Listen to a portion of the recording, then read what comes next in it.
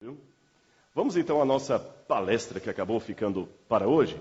Por favor, coloquem lá o projetor. Ela é muito parecida tematicamente com o outro assunto que eu iria tratar aqui. Então vamos colocar o primeiro slide ali. Inclusive tem uma surpresa, o pessoal, gostei do trabalho do pessoal na internet. A partir de hoje, quem está assistindo em casa online, ele pode ver ao mesmo tempo num quadro o sermão e o slide. Eles fizeram um jeito lá que agora em casa a pessoa, porque antes ficava só me vendo aqui e realmente dava uma aflição, que o pessoal fala assim, pastor, eu te ouço, mas você fala assim, olha, estão vendo aqui, eu não estou vendo nada. Às vezes é só o áudio e agora o pessoal pode acompanhar aqui com a gente. Altar ao Deus desconhecido. Eu queria pedir a vocês que lessem comigo o episódio da Bíblia que fala do Deus desconhecido. Ele está no livro de Atos, capítulo 17, versículos 16 em diante. Atos, capítulo 17, versos 16 em diante. Como eu pedi ontem, e sei que vocês já estão fazendo, por favor, se houver um visitante do seu lado, ofereça sua Bíblia gentilmente, acompanhe com ele ou com ela. Atos 17, versículos 16 em diante. Na minha tradução, diz assim, na verdade é o discurso de Paulo em Atenas, a grande cidade de Atenas, a capital da atual Grécia. Enquanto Paulo os esperava em Atenas, o seu espírito se revoltava em face da idolatria dominante na cidade. Por isso, dissertava na sinagoga entre os judeus e os gentios piedosos, também na praça, todos os dias, entre os que se encontravam ali. E alguns dos filósofos epicureus e estoicos contendiam com ele, havendo quem perguntasse, que quer dizer esse tagarela? E outro, parece pregador de estranhos deuses, pois pregava Jesus e a ressurreição. Então, tomando-o consigo, levaram ao Areópago, dizendo, poderemos nós saber que nova doutrina é essa que ensinas? Posto que nos trazes aos ouvidos coisas estranhas, queremos saber o que vem a ser isso. Pois todos os de Atenas e os estrangeiros residentes de outra coisa não cuidavam, senão dizer ou ouvir as últimas novidades. Então Paulo, levantando-se no meio do Areópago, disse, calma, senhores atenienses, calma. Em tudo vejo que sois acentuadamente religiosos, porque passando e observando os objetos do vosso culto, encontrei também um altar no qual está escrito, ao Deus desconhecido. Pois esse que adorais sem conhecer, é precisamente aquele que vos anuncio.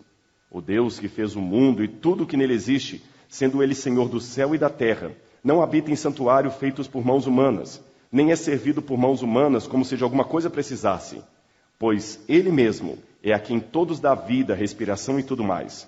De um só fez toda a humanidade para habitar sobre a face da terra, havendo fixado os tempos previamente estabelecidos e os limites para a sua habitação, para buscarem a Deus, se porventura tateando, o possam achar, bem como não está longe de cada um de nós, pois nele vivemos e nos movemos e existimos, como alguns de vossos poetas têm dito, porque dele também somos geração. Não feche a Bíblia, fique com a Bíblia aberta. Paulo era um intelectual, e Paulo estava diante de intelectuais, filósofos epicureus e estoicos na grande cidade de Atenas. Eu vou mostrar algumas fotos para vocês daqui a pouquinho. Atenas até hoje é linda, apesar de todo o problema da crise que está havendo lá. Você tem o Alto Acrópole, onde você tem ali todo o santuário dos deuses. E lá embaixo você tem realmente o Areópago, onde Paulo pregou, que na verdade vocês vão se surpreender, não é um prédio, não é nada. O Areópago é apenas uma penha, uma pedra lisa. Mais abaixo você tem a Ágora, os restos da cidade. Hoje você tem o grande museu de Atenas, que guarda muitos dos artefatos, a grande cidade de Atenas, cheia de intelectuais, o berço da cultura grega, da cultura mundial, porque quando Roma dominou o mundo, Roma dominou militarmente, mas hoje mesmo, até explicando para o pessoal lá, aliás, eu faço uma propaganda, viu? Vão ao MASP visitar a exposição Roma, a vida e os imperadores. E vocês vão ver que interessante como é que muito do que Roma tem foi herdado da Grécia. Grécia era a grande cultura. Os escritores gregos não escreviam em latim. Os escritores latim é que aprendiam grego para poder ler os autores gregos. Olha a fama da Grécia. E Paulo queria dizer que todo mundo tem algum tipo de divindade. Ontem eu anunciei um insight que eu tive de um próximo sermão, que o título vai ser mais ou menos assim, cuidado com o que você crê, porque todo mundo acredita em alguma coisa. Então deixe-me como um quebra-gelo, mas fique com sua Bíblia aberta que eu vou voltar ao texto. Como um quebra-gelo, antes de explicar essa passagem aqui de Atos, deixe-me alertar você com algumas coisas. Eu espero que eu não tenha errado aqui. Muita gente, às vezes, não acredita em Deus por uma questão de preconceito. E de repente eu estou falando para alguém nessa noite aqui que até veio por constrangimento, ou está assistindo por internet, mas não viria para uma igreja. Não, esse negócio de religião não é para mim. Deus, eu sou um intelectual, eu sou um acadêmico, eu sou um professor universitário, eu sou um empresário. Deus. Cuidado. Todo mundo adora um Deus. Pode não ser o Deus da Bíblia, mas algum tipo de Deus orando. E às vezes por preconceito você deixa de aceitar ao Deus verdadeiro. Deixe-me mostrar isso na prática. Todo mundo conhece o sujeito da foto ali, né? Max Gellinger, da rádio CBN, também faz consultoria, no Fantástico ele apresenta. Todos os empresários já ouviram falar desse consultor aí de negócios famoso, especializado no mundo do business, do negócio. E na CBN ele sempre tem um momento em que ele fala sobre alguma pérola para os empresários, para os empreendedores, para as pessoas que querem conquistar sucesso na vida. E vejam que interessante o que Max Gellinger certa vez falou na CBN. Eu vou deixar que ele mesmo fale. Por favor, ouçam com atenção esse áudio agora. Por favor. Existem muitos gurus que sabem dar respostas criativas às grandes questões sobre o mercado de trabalho. Aqui vai um pequeno resumo de uma entrevista do famoso Randolph Brennan. Pergunta: ainda é possível ser feliz num mundo tão competitivo? Resposta: quanto mais conhecimentos conseguimos acumular, mais entendemos que ainda falta muito para aprender. É por isso que sofremos. Trabalhar em excesso é como perseguir o vento. A felicidade só existe para quem souber aproveitar agora os frutos do seu trabalho. Segunda pergunta: o profissional do futuro será um individualista? Resposta: pelo contrário, o azar será de quem ficar sozinho, porque se cair, não terá ninguém para ajudá-lo a levantar. Terceira pergunta: que conselho o senhor dá aos jovens que estão entrando no mercado de trabalho? Resposta: que é melhor ser criticado pelos sábios do que ser elogiado pelos insensatos. Elogios vazios são como gravetos atirados em uma fogueira. Quarta pergunta: e para os funcionários que têm chefes centralizadores e perversos? Resposta: muitas vezes os justos são tratados pela cartilha dos injustos, mas isso passa. Por mais poderoso que alguém pareça ser, essa pessoa ainda será incapaz de dominar a própria respiração. Última pergunta: o que é exatamente sucesso? Resposta: é o sono gostoso. Se a fartura do rico não o deixa dormir, ele estará acumulando, ao mesmo tempo, sua riqueza e sua desgraça. Belas e sábias respostas. Eu só queria me desculpar pelo fato de que não existe nem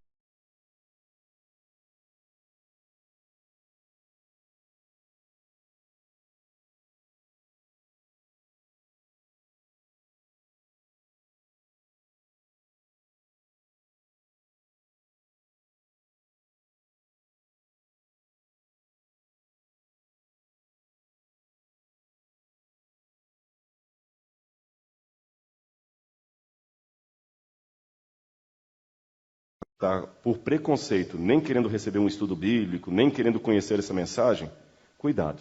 Saiba que a minha primeira afirmação, pegando o exemplo de Paulo lá em Atenas, todo mundo tem um tipo de Deus. Ou você adora o Deus de Paulo, ou pode estar adorando o Deus dos estoicos, dos epicureus, dos atenienses. Todo mundo tem um tipo de Deus. Estamos numa Atenas moderna, que apesar de tanto secularismo, tem muitos tipos de divindade. O problema é que nem toda divindade aparenta ser uma divindade. Nem todo tipo de religião parece ser uma religião. Cuidado com aquilo que parece, mas não é. E aqui eu apresento também um alerta aos crentes. Cuidado com você que acredita em tudo muito rápido. Veja bem, às vezes por preconceito, nós não aceitamos certas pessoas. Exatamente como aconteceu agora o Max Gellinger apresentando, né? Se eu falasse que é da Bíblia, ninguém ia aceitar. Se eu tivesse num auditório agora sobre pedagogia, e fosse apresentar os conceitos de uma pessoa que escreveu sobre pedagogia. Só que eu tenho alguns problemas. Essa pessoa que escreveu sobre pedagogia não possui nenhuma graduação em pedagogia. Só que, ao contrário do que muita gente pensa, ela influenciou milhares, milhões de vidas. Nunca fez uma faculdade, muito menos mestrado ou doutorado, mas era uma pessoa que amava as crianças, advogava o vegetarianismo, defendia a criação de internatos, inclusive com um equilíbrio entre trabalho mental e esforço físico, fundamentava suas ideias com textos da Bíblia e princípios da religião, entendia o processo educacional como a restauração da imagem do Criador nos homens e defendia sem temor o criacionismo em suas palestras, livros e artigos. Se eu falo isso, muita gente vai ter preconceito. Então eu poderia fazer como Max Gehlinger. Deixa eu primeiro mostrar as ideias. Primeira citação dessa pessoa. Temos um dever sagrado. Cada um em seu ofício de fazer com que as pessoas parem de falar superficialmente da vontade de Deus, levando-as a cumprirem a vontade de Deus, respeitando a sua palavra. Pois a vontade de Deus formou o ser humano com sua essência e suas habilidades. Qualquer um que destruir a obra de Deus está declarando guerra contra o Senhor da criação. Forte, né? Vamos mais um texto aqui. Pode ser que hoje o ouro tenha se tornado a norma exclusiva para muitos, mas chegará o tempo em que todos se prostrarão novamente perante o Altíssimo Deus. Mais uma citação. Qualquer um que despreza a busca pela imagem perdida do Senhor, desonra o próprio Criador deste milagre e contribui em nossa atual situação de expulsos do Éden. Tem mais um texto aqui. Nosso papel, enquanto pais e educadores, é devolver as criaturas ao Criador tal como Ele as criou, restaurar a imagem de Deus. Escolas de fundamentação secularizada não deveriam ser admitidas pelas famílias cristãs porque não possuem qualquer instrução religiosa em seu currículo. Ora, uma instrução moral generalizada, mas não fundamentada em princípios religiosos, é como uma casa edificada no ar. Consequentemente, toda preparação de caráter e toda preparação religiosa precisam ser derivadas unicamente da fé. Necessitamos ser pessoas que realmente creem. Vocês podem ajudar? Quem que escreveu isso aí? Ellen White. Será? Estão enganados. Todas as frases são de Adolf Hitler. Todas. Ele as escreveu no livro Mein Kampf, A Minha Luta, em alemão. Depois ele escreveu um outro livro, e tem esse livro aqui, O Antissemitismo e o Processo de Escolarização sobre o Terceiro Reich. Ali mostra o processo de Hitler. Não foi Ellen White que escreveu aquilo. Então viram que eu fiz um alerta para aqueles que não têm religião nenhuma, para não deixarem de crer por causa do preconceito. Mas faço um alerta aos crentes também, para não crerem em tudo apenas porque parece. Não tomem a parte pelo todo. Não é porque o inimigo do meu inimigo não é necessariamente meu amigo. As aparências podem se enganar. Então, cuidado. Fé exige que você seja uma pessoa que pense, que reflita, não apenas que fique repetindo o pensamento alheio. Nós não estamos numa igreja que você tem que fazer porque o pastor falou. Eu coloco coisas para vocês investigarem. Na verdade, pelo menos os sermões que a Igreja Adventista procura pregar são mais testemunhos do que doutrinação. São testemunhos. Eu estou dizendo para você essa semana, porque eu creio. E já que eu falei de Hitler, cuidado, porque você não crê em Deus, você vai acabar crendo em alguma coisa. Eu cometi um erro no slide ali, ficou muito claro, não dá para eu ler todas as letras que estão ali, mas aquele na fotografia ali é Joseph Grambel. Ele está com uma cara meio amarrada e é isso mesmo, viu? Joseph Grambel era o maior propagandista do partido de Hitler. Ele era apaixonado pelo Führer. Ele era o responsável pelo marketing do nazismo. E ele e a sua família tinham uma verdadeira adoração por Hitler. Ele tinha aqui 5 filhas e um menino. O menino era Helmut, eu lembro dele aqui. Tinha Helga, Eda, eu não sei o nome das outras aqui. Aqui, muito obrigado, viu? Aqui, olha, a Helga, com 12 anos de idade, a Hild, não é Hild, que é alemão, a Hild, com 11 anos de idade, com 8 anos você tinha Hold, com 6 anos você tinha a Heda, e a mais nova, a Heid. E tinha o Helmut também. Vocês perceberam uma coincidência entre todos os filhos dele? em homenagem a Hitler. Ele era tão apaixonado pelo Führer que todos os seus filhos tinham nomes começados com H. Aqui eu tenho uma fotografia próxima. Ele aqui parou de funcionar. Aqui, Alguém podia me ajudar aqui? Ou então ver lá que talvez falhou aqui o PowerPoint. Acho que a pilha que está fraca, alguma coisa. Passa o próximo slide para mim, por favor, enquanto a gente tenta ver isso aqui. Próximo slide. Já é para funcionar? Eu creio que já voltou lá. Vamos ver aqui então. Viu? Aqui você tem uma foto de Hitler com a esposa de Joseph, o próprio Joseph e 3 de seus filhos. Um lugar memorável. E mais uma fotografia que alguma coisa, ele não está pronto. E mais uma fotografia aí de Magda, a esposa dele, com as meninas.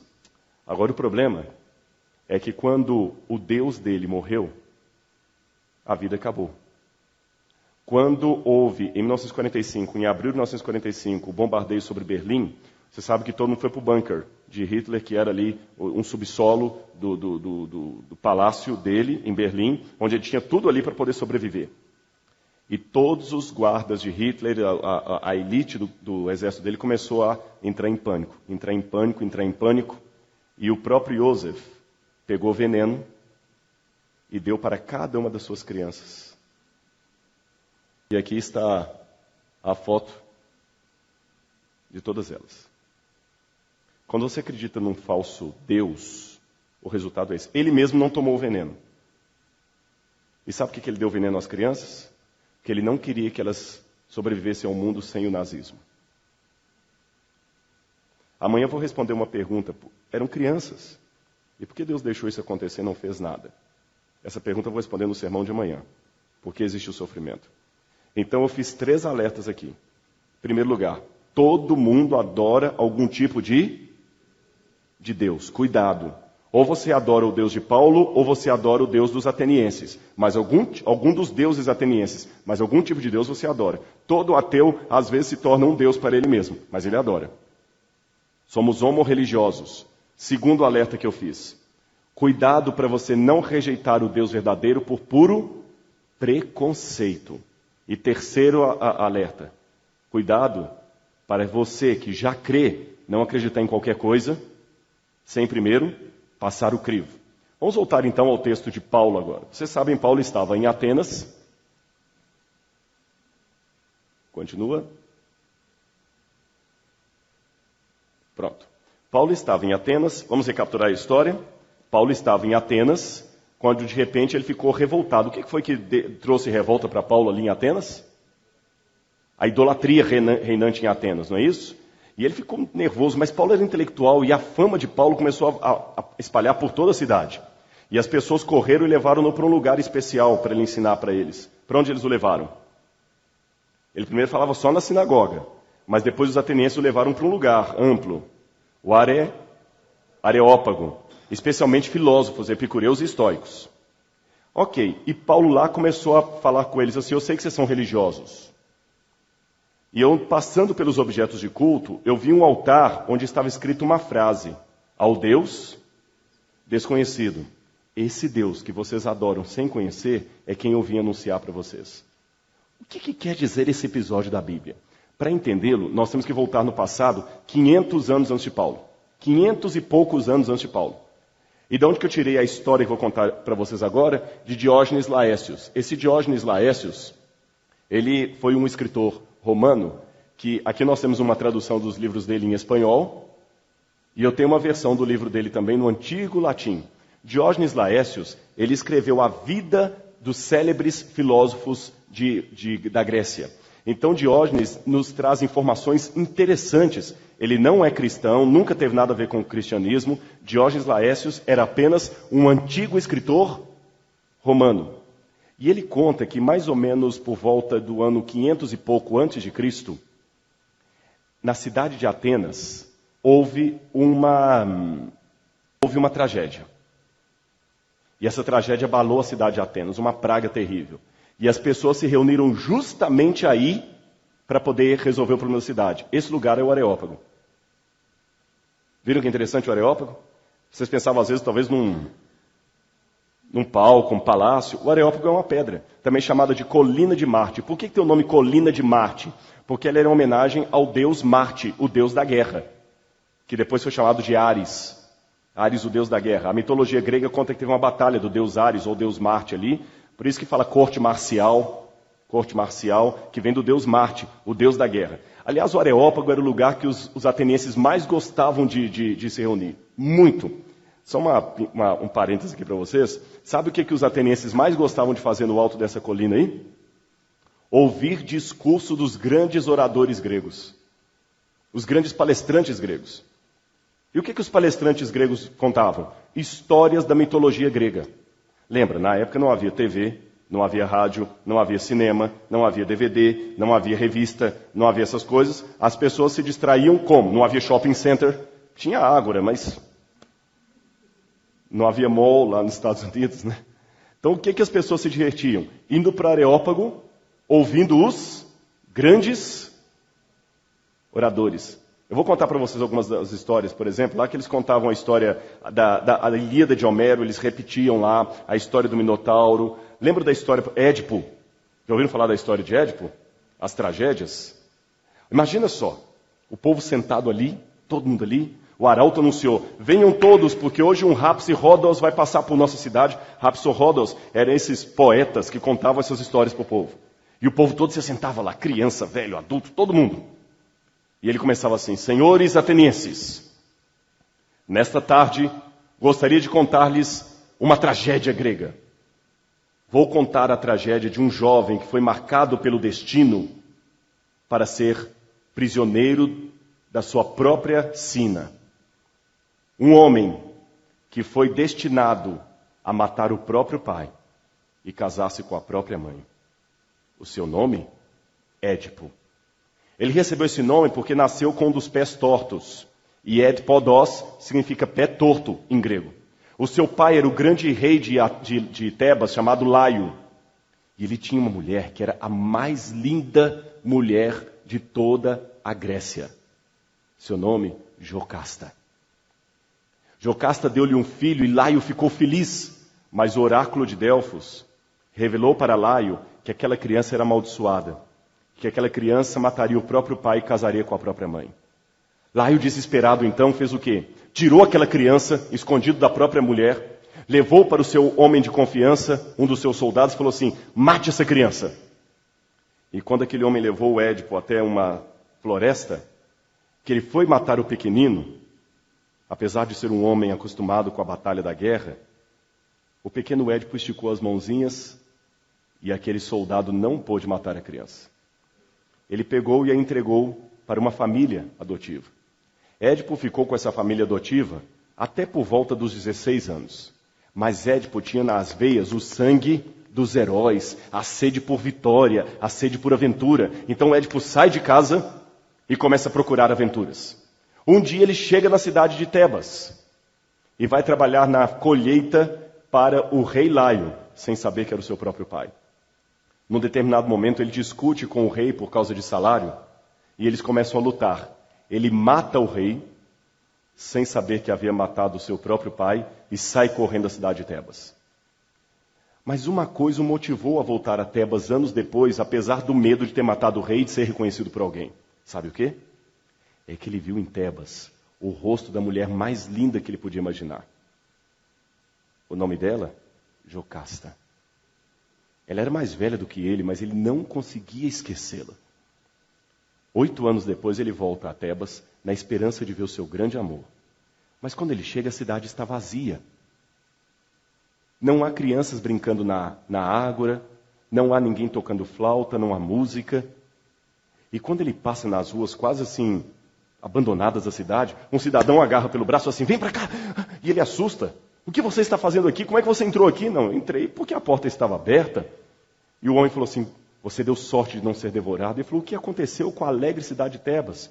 E o cidadão lhe explicou, desde que o nosso rei Laio morreu, a cidade está sob maldição. E a esfinge fica rodeando a cidade, devorando as pessoas que se aproximam daqui. Quem está aqui não pode ir embora? Quem está fora? não pode entrar. Foi uma sorte você conseguir entrar aqui. Ele falou, por que ninguém nunca matou essa esfinge? Esse é o problema, ninguém consegue. A esfinge pula na frente da pessoa e coloca uma charada para a pessoa.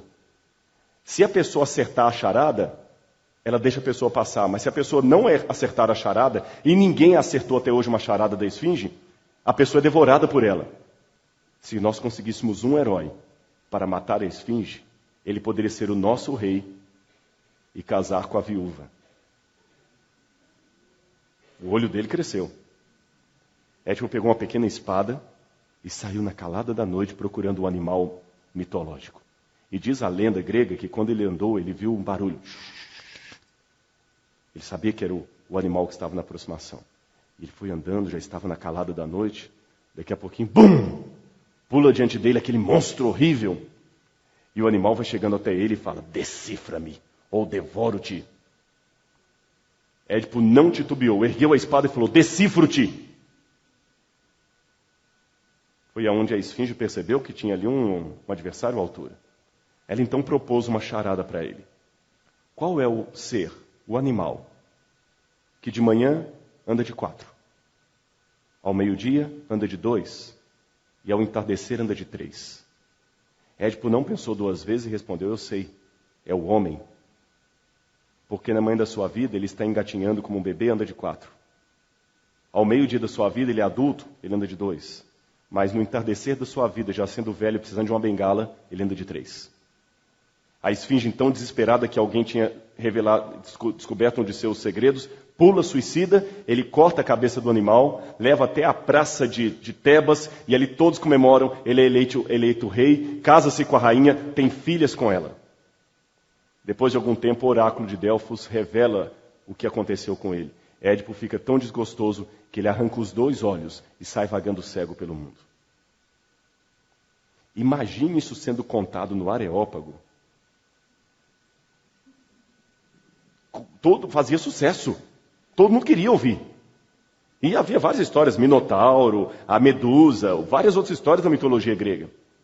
Só que dessa vez, eles queriam trazer ali um homem. Quem contou essa história foi Diógenes Laércio. Quanto tempo que aconteceu isso que eu falei, essa tragédia, uma praga que abateu lá, quanto tempo antes de Paulo?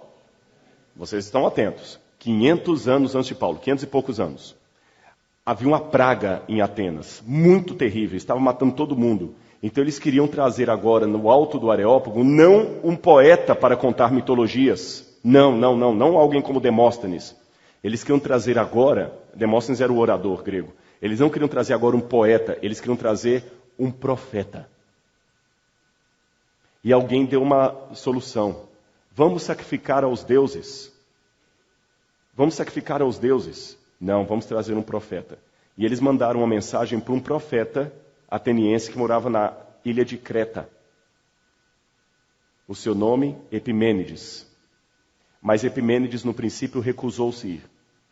E os homens ficaram desesperados, falaram, já que Epimênides não veio, vamos fazer sacrifício aos deuses. E começaram a sacrificar para o Deus A, Deus B, Deus C. Aliás, Atenas tinha tantos deuses, que só para vocês terem uma noção mais ou menos do que eu estou dizendo, Plínio, o moço, que visitou a cidade de Atenas, já na época de Roma, o moço, ele dizia que só em Atenas havia mais de 30.000 estátuas públicas de deuses. Imagina. Estátuas públicas. Vocês viram lá na exposição hoje, quem já foi, visite a exposição de Roma, algumas divindades públicas. Você tem a Ísis ali, visitem, levem os filhos para ver essa exposição lá no MASP. Havia mais de 30.000 em Atenas, 30.000 estátuas diferentes de divindades. E não é à toa que Juvenal, Petrônio, autor do Satírico, chegou até a fazer uma piadinha dizendo o seguinte, é mais fácil encontrar um deus em Atenas do que encontrar um ser humano. Peraí, isso me ajuda a entender uma primeira parte da revolta de Paulo. Por que Paulo estava tão revoltado? Por causa da forte idolatria de Atenas. E aonde que essa forte idolatria começou? 500 e poucos anos antes. Porque tinha uma praga, o pessoal estava com medo, o profeta chamado Epimênides não queria vir atendê-los. Aí o povo começou a fazer sacrifício para vários deuses. Fizeram uma estátua para Ísis, outra para Poseidon, outra para Zeus, outra para Asclépio, outra para Baal, outra para Afrodite, outra para todos os deuses que você pode imaginar, gregos, babilônicos, egípcios, persas, toda a divindade. Atenas tinha uma representação de cada deus, de cada um deles. Só que fizeram um sacrifício para cada um e não resolveu nada. Aí alguém, vamos voltar a apelar para o profeta. E ele mora recluso lá em Atenas. O seu nome é Epimênides. Insistiram tanto que Epimênides acabou aceitando vir. Aliás, Epimênides é um filósofo, orador grego, poeta e considerado profeta para os gregos. E é interessante estudar os textos de Epimênides. Alguma parte deles sobraram até hoje. Até hoje. Por exemplo, Epimênides tem um poema dele chamado Crética. Crética, onde ele tem a seguinte frase: cretenses mentirosos. Os cretenses sempre mentem. Interessante que Paulo faz citação de 2 textos de Epimênides na Bíblia, sabiam disso? Vamos ver o primeiro aqui, olha. Tito. Vamos ver primeiro Atos 17, verso 28. Primeiro Atos, já que nós estamos no livro de Atos. Atos, capítulo 17, verso 28. Vocês encontraram aí?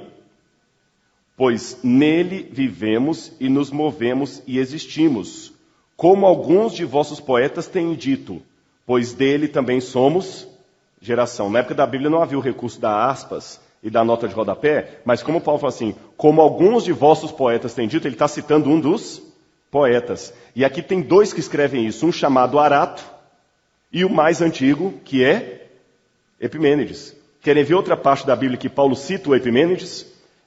Tito 1, verso 12 e 13. É Paulo que escreveu também. Paulo era culto, Paulo conhecia isso aqui. Tito, capítulo 1, versos 12 e 13. Olha que interessante o que Paulo diz. Foi mesmo dentre eles um seu profeta que disse, abre aspas, cretenses sempre mentirosos. Ora, Paulo não diz quem, mas eu já posso deduzir. Foi quem? Epimênides, que é o poema de Epimênides que diz, os cretenses sempre mentem. Cretenses sempre mentirosos, feras terríveis, ventres preguiçosos. Antes de continuar aqui, fica com a Bíblia aberta. Deixa eu mostrar o próximo slide aqui, um pedacinho do texto de Epimênides. É o Crética. Olha o texto de Epimênides. Eu fiz uma tradução para o português. Eles fizeram um túmulo para ti, ó Santo e Altíssimo.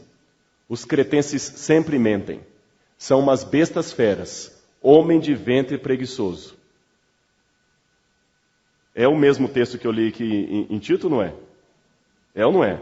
Então eu já sei qual que é o autor grego que Paulo está citando, Epimênides. Pois afinal tu estás vivo e habitarás para sempre. Qual foi o texto que Paulo citou em Atos? Pois em ti vivemos e nos movemos e temos a nossa geração. Não foi o que lemos agora em Atos? Então naquele momento ali, Paulo estava citando um trechinho do texto de Epimênides. Mas vamos voltar a Tito. Tem uma coisa que me chama a atenção aqui. Tito 1, versos 12 e 13. Vou ler de novo. Foi mesmo dentre eles um seu profeta. Interessante, Paulo não falou um falso profeta.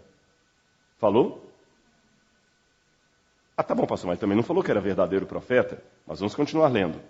Foi um profeta deles que disse, cretenses sempre mentirosos, feras terríveis, ventre preguiçoso.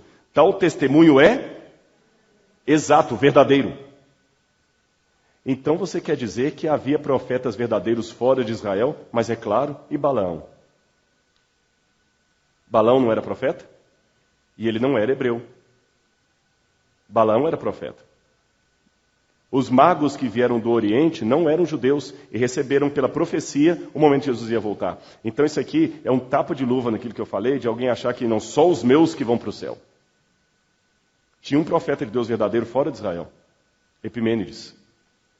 Agora vamos voltar para a história. Lembra que quanto tempo antes de Paulo? 500 anos. Em que cidade nós estávamos agora? Atenas. E eles mandaram trazer de Creta o profeta Epimênides. Por que eles insistiram com Epimênides para vir? Por causa da praga. Epimênides aceitou. Depois de muita insistência, aceitou. E ele subiu, sabe aonde? No Areópago. E ele, quando chegou no Areópago, disse assim: sabe qual é o problema dessa praga? Vocês ainda não pediram ajuda ao Deus verdadeiro. Aí, o Diógenes Laércios conta que o povo falou assim: mas como não? Nós já sacrificamos para todos os deuses. E Epimênides falou assim: não, para o Deus verdadeiro vocês ainda não sacrificaram. Então, fala quem ele é, porque a gente já fez uma pesquisa, todas as divindades conhecidas têm uma representação aqui em Atenas. Qual que é esse aí que a gente esqueceu? Quer dizer, ele está ofendido porque a gente esqueceu dele. Epimênides disse assim: eu não sei o nome dele. Como vocês há muito tempo pararam de adorá-lo, até eu me esqueci qual que é o nome, nem eu sei o nome dele.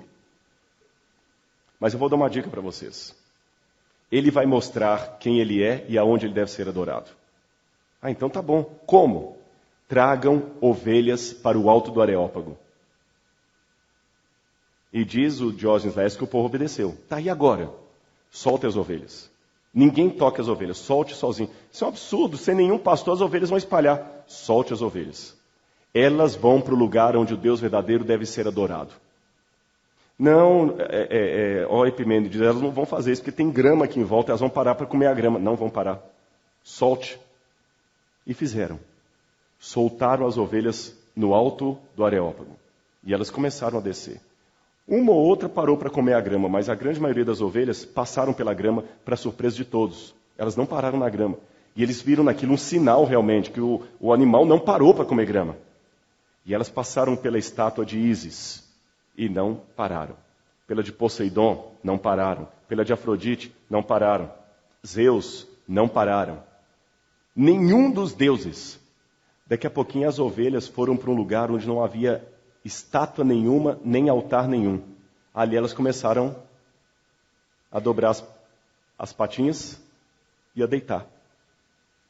E eles falaram: Epimênides, não entendemos. No princípio a gente ficou até animado, que realmente as ovelhas estavam descendo e a gente pensou que elas iam apontar o Deus que estava ofendido. Só que elas passaram por todos os deuses e foram para um lugar onde não tem Deus nenhum. Pois é ali então que vocês vão fazer o altar. É ali que o Deus verdadeiro quer ser adorado. E eles ergueram um altar. E aí diz que o povo insistiu. Escuta, mas como vai ser a estátua dele?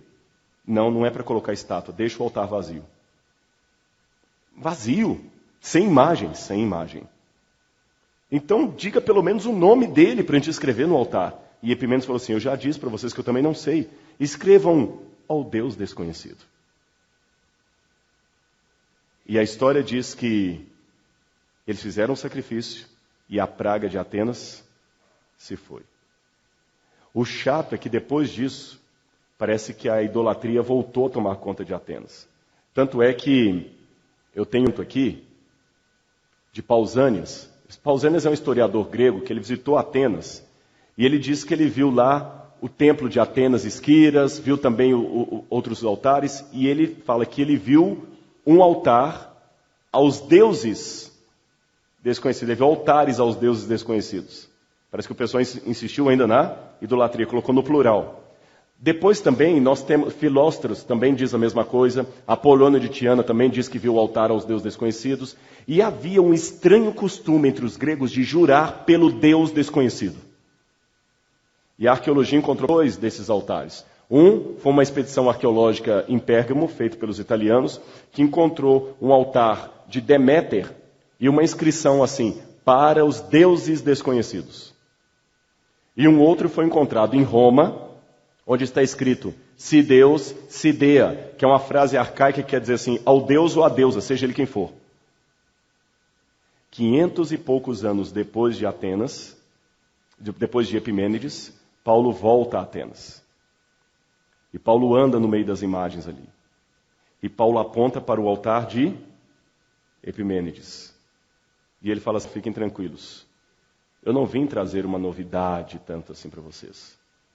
O Deus que eu vim anunciar é aquele ali. o Deus desconhecido de Epimênides, que vocês já adoram, porque vocês fazem culto para ele aqui, mas não o conhecem. Finalizando esse sermão de hoje, eu quero que você pense um pouquinho nisso. Será que você está adorando ao Deus desconhecido sem conhecê-lo, por preconceito está confundindo com os deuses do paganismo que tem por aí? Toda pessoa que rejeita Deus faz ele mesmo um Deus para si mesmo. Não adianta. Todo mundo acredita em alguma coisa. Deus pode ser desconhecido para os atenienses, mas ele não era para Paulo. Paulo sabia em quem ele cria. Nós vivemos hoje um mundo muito parecido com Atenas, irmãos. Um mundo cheio de filosofias, cheio de regras, cheio de conceitos, cheio de propostas, mas um mundo que está cada vez mais caótico. Eu entrei na FENAC esse dia na Avenida Paulista. Quantos livros de educação de filhos? E o que a maioria dos pais dizem que menos sabem fazer é educar filhos. Pode olhar. Os pais falam, não, pai, pastor, é difícil, é difícil. Quantos livros de autoajuda? E o que as pessoas menos têm é paz de espírito. Até alguns fazem psicologia não para serem psicólogos, mas para poder curar a sua própria neurose. É verdade, os psicólogos sabem disso. Nem todo mundo que vai fazer psicologia é porque tem o dom de ser psicólogo. Alguns terminam 5 anos da faculdade com mais argumento para a neurose dele e vai para o consultório. Quantas pessoas... Não estou fazendo aqui uma crítica aos psicólogos, estou falando que existem alguns que já estão procurando a faculdade por desespero. Desespero. O mundo está caótico com tantos deuses e a praga está aí. O que está faltando? Conhecerem ao Deus verdadeiro. E o meu desejo nessa noite é que, em primeiro lugar, você possa conhecer o Deus verdadeiro. Que ele possa ser íntimo para você, um amigo. E uma vez que você conhece o Deus verdadeiro, que você possa falar dele para as pessoas e no seu comportamento, eles possam saber que você realmente, como Abraão ontem, e como Paulo hoje, é um verdadeiro amigo de Deus. Mas atenção, amigos de Deus se comportam como amigos de Deus. Cuidado com isso. Se você é amigo dele, as pessoas em redor vão perceber isso. E que Deus seja realmente alguém conhecido para você. Alguém, como eu iria finalizar o outro sermão, alguém com um rosto. Alguém que te entende. E que dá para você a mais maravilhosa de todas as promessas. De um dia morar com ele na pátria superior. Que Deus os abençoe. Amém.